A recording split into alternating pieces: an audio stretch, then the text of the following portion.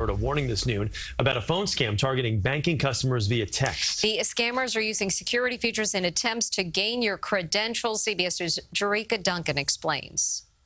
Everything seemed normal when Peter Gunst answered a call earlier this month that he says appeared to come from his bank. The caller asked Gunst, who lives in California, if he'd attempted a transaction in Miami. After Gunst said no, she asked for his bank member identification, and he gave it to her. And at that point, the lady said, okay, we're going to send you a one-time verification PIN so we can check your identity. The scammer then used his bank member ID to prompt a text message from the bank's real phone number, like others he'd received before, with that one-time verification code.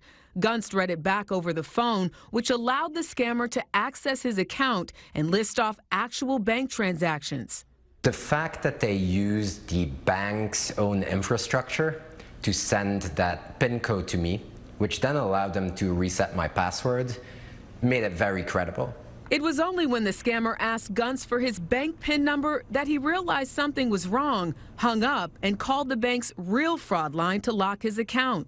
A lot of scams come in through the phone, and more we're seeing them coming in through text message. Catherine Hudd is with the Better Business Bureau. She says some red flags include if any caller asks for your name, address, social security number, or account numbers. And the best way to make sure you're really talking to your bank, just call the number on your card. Whether it's a small local community bank or credit union or one of the biggest banks in the country, they can be impostered. So you just have to be really careful.